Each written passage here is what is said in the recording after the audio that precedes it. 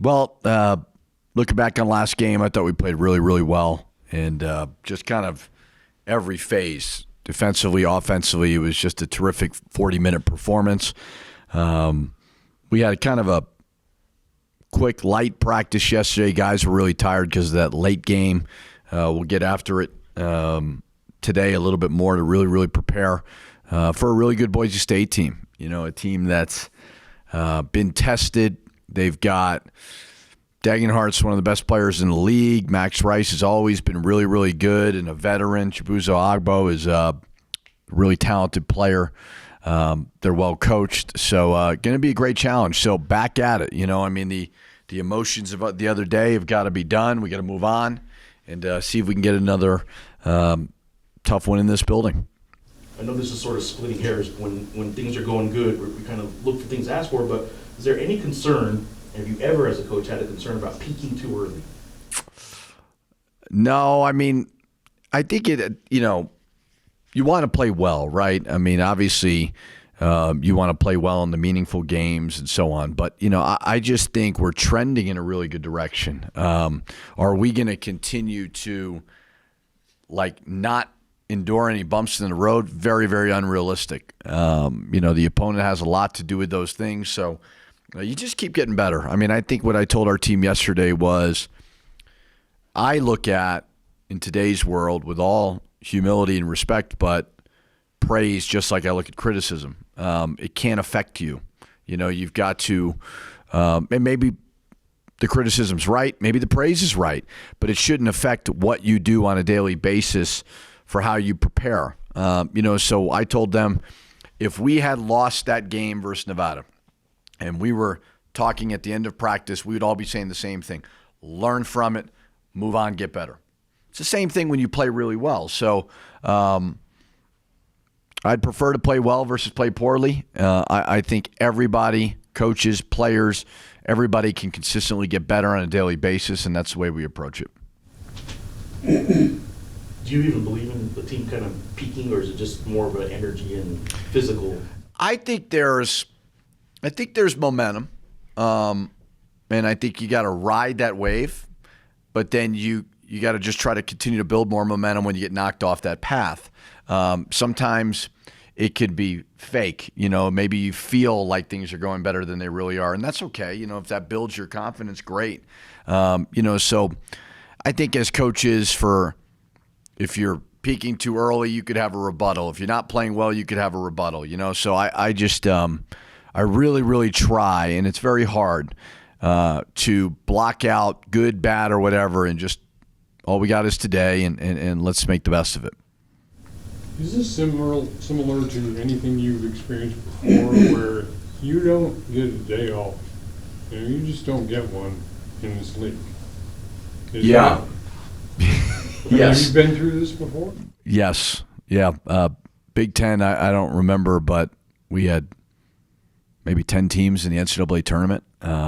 So you'd look at that Ken Palm, and there were quad ones every game. So been fortunate to coach in some really good leagues.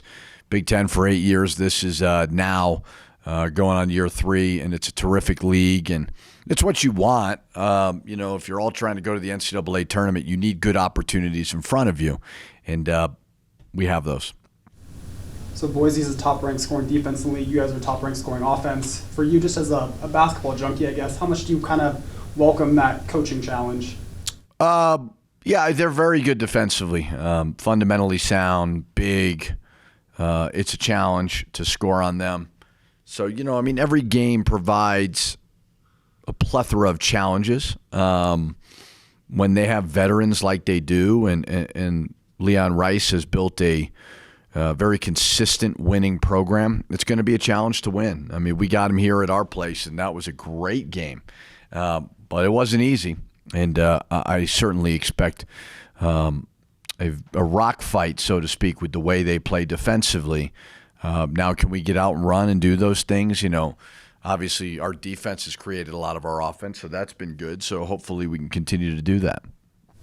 After the game on Sunday, Jalen was asked kind of about how he's going to approach taking on the Broncos, and he said We're not changing how we approach any team. Do you think that's just kind of been the mindset you've seen from these guys in practice and lately? Yeah, I mean, it's always a consistent mindset of, and I say this all the time, be humble in practice, but be arrogant in the games, And when I say be humble, meaning, you're never too good to work hard in any drill or any 5-on-5, 4-on-4, 3-on-3, 5-on-0, post guards, shooting drills, and so on. Be very humble. But then whoever you play, have a great level of confidence that you put in the work. So, you may change a pick and roll scheme, you may change a post defense scheme or whatever, but it's all the same. I mean, you want to play hard, right? But you really need to compete this time of year, and physically and mentally, because you feel great right now, but you still got 10 league games left. You got conference tournament and so on. So still a long season ahead of us. How do you feel you've matched up well with Boise? Well, we had last year was a different team for them, for us. I mean, Shaver was a really good player. Najee's a really good player. But they've got some core guys back, and we've got some core guys back. I mean, and I thought both games were good. They got us later in the year, second half. But I think, we've got a high level of respect for them. I have a high level of respect for Tyson Degenhart. I think he's one of the best players in the country. I think Max Rice is one of the most underrated players in the country. Buzo Agbo, we recruited and really liked them. So I think they've got good talent. I think they're well coached. We've got to compete our butts off to beat them, and it's going to be a tough challenge. As a follow-up to matchup specifically, it's kind of hard to pick at anything JT's done as a freshman. But he is about to see, Omar Stanley and Tyson Degenhart, and I know San Diego State presented some similar problems with some big physical bigs. But what do you expect from the Omar Stanley, Tyson Degenhart against your front court? Yeah, I mean, we've got to kind of decide what we want to do there. Stanley, I gave my dad crap. I said, he was at St. John's. He was a really good player. You should have found a way to keep him. But they're like interchangeable 4-5s. And Stanley's playing well as of late, and so you're going to have to decide how you want to guard those guys. And it's not, although Degenhart's been in the league longer, Stanley's one of the best transfers in the league. So, and he's physical, and he's quick, and he's long, and he can make shots now. So everybody, JT, whoever guards Stanley, whoever guards Degenhart, they've got to be ready.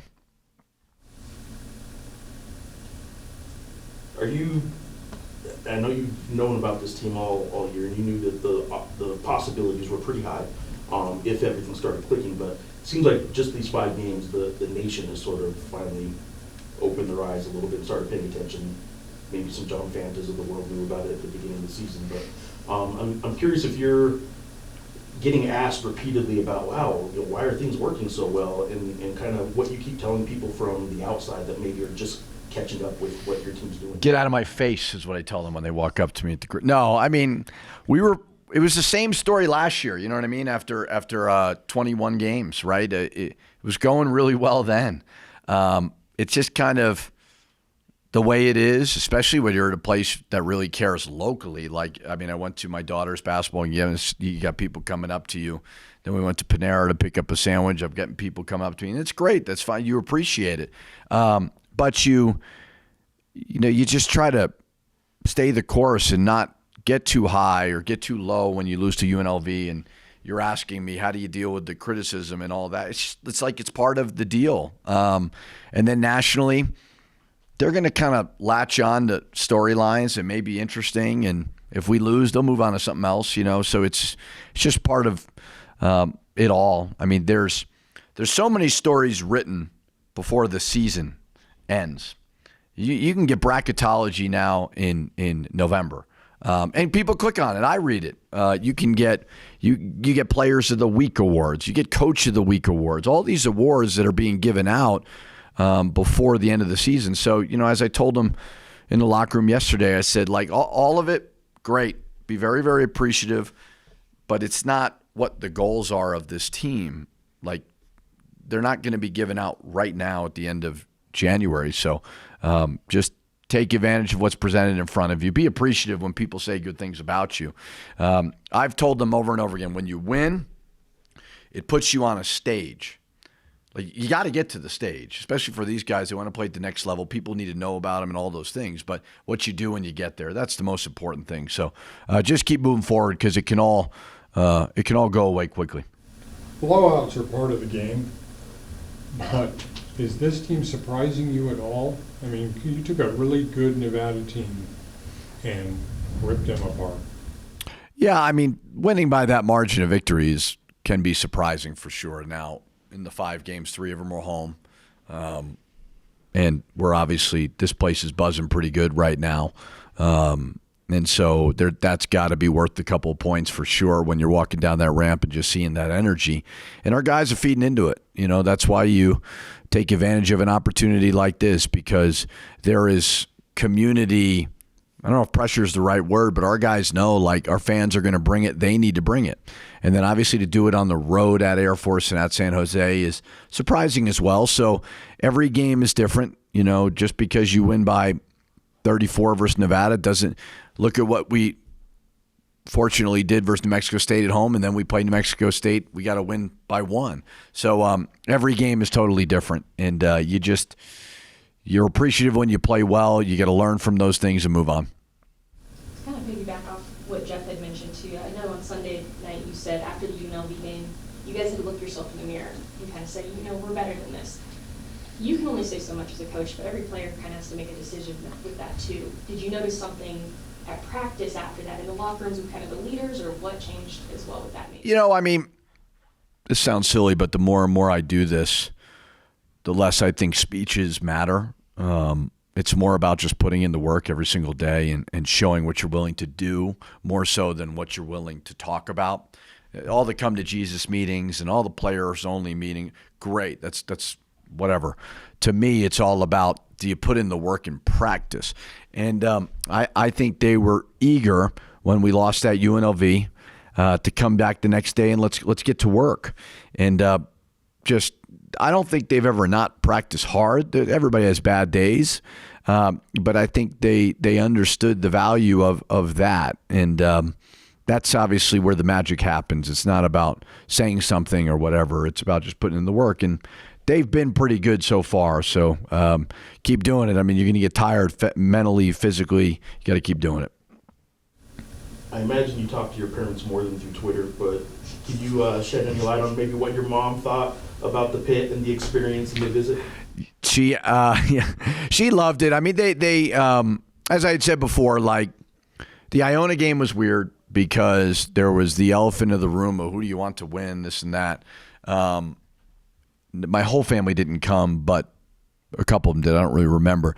But you want them to be proud of not just the fans, but, you know, you're showing them your kids' schools, you're getting them to meet your friends and people that you've met through the community, and to be proud of it. And my mom was here a little bit longer than my dad, but we had opportunities to go out to eat a couple times. And she saw, we went to dinner one night. My dad wasn't there, but she saw, they were a little boozed up, but she saw some Lobo fans who gave her son some great love, which is great. And they love that. They you always wanted to see your kids being appreciated. And so they got firsthand throughout the community. When we went out to eat and did those things, they saw that. And then I walking down the ramp, now this is after Coach Alford, I get this amazing ovation. And I said to Coach Alford, I said, that's only because they don't like you. So they were going overboard with me, but we laughed about it. But yeah, I mean, I can imagine if Jack is ever a coach of he'll be some random obscure place, but to see your son treated like that is obviously very special.